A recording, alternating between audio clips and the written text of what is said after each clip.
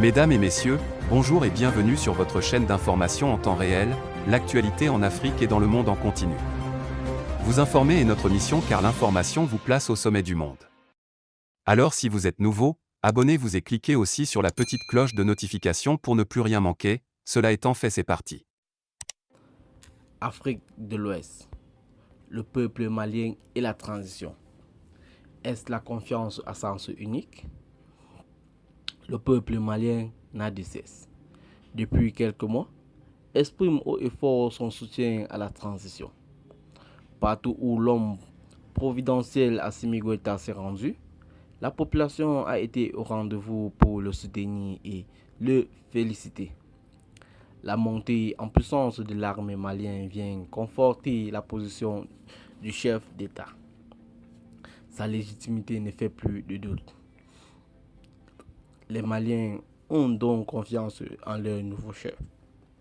Mais on peut se demander toutefois si cette confiance n'est pas à sens unique. L'équipe en place montre moins d'empressement à organiser le retour à l'ordre constitutionnel.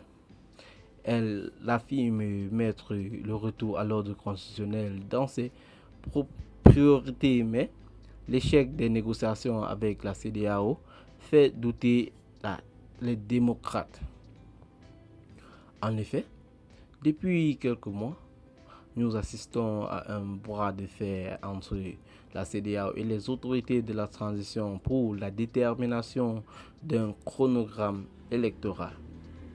Si l'insécurité grandissante était le motif le plus avancé pour retarder l'organisation des élections, certains discours ont pu insister sur la nécessité d'éviter que le pays ne retombe entre les mains des politiciens véreux.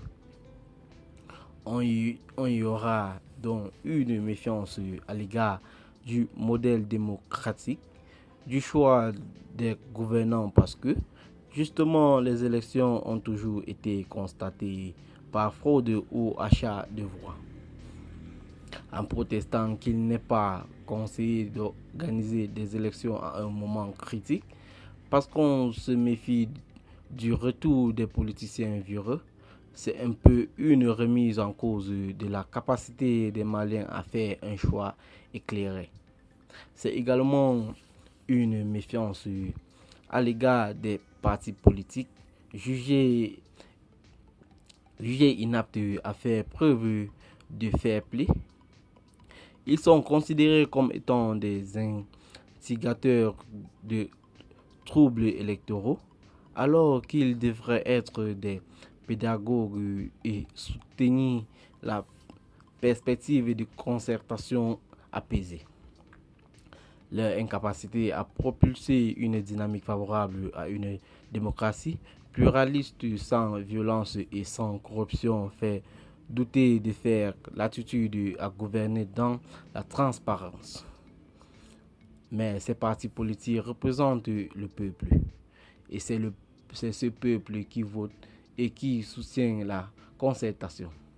Si sa maturité politique et démocratique peut être mise en cause, alors la transition fait bien de se méfier. Elle ne peut toutefois pas avouer sa méfiance à l'égard de ceux qui font sa force. Ce serait suicidaire. Mais, à l'évidence, on sait que le problème vient des électeurs et moins à modifier le système électoral en privilégiant le modèle américain avec les plus grands électeurs et d'accéder à l'éducation politique de la masse.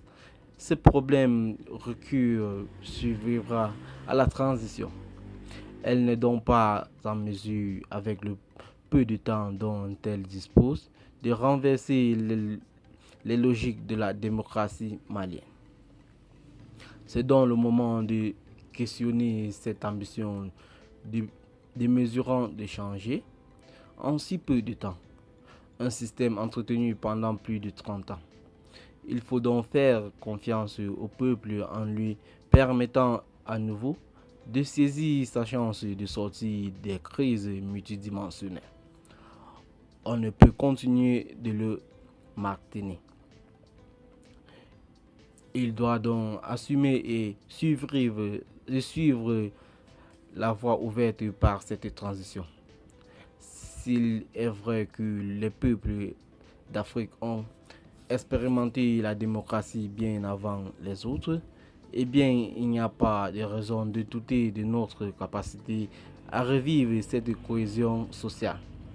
Aussi, les Maliens qui redoutent la politique sont aussi ceux qui doutent de leur propre attitude à arbitrer le jeu de la démocratie. S'ils sont majoritaires, alors ce peuple n'a pas encore sa maturité politique et démocratique. Mais cela peut s'expliquer par le fort taux d'analphabétisme et le manque cruel de patriotes engagés. L'heure de changement est arrivée. Nous avons le choix entre changer et continuer à nous mentir. Nous avons passé les 30 dernières années à rejeter nos erreurs sur les autres. Alors que le mal-être national a sa source au Mali. Eh bien les amis, c'est ici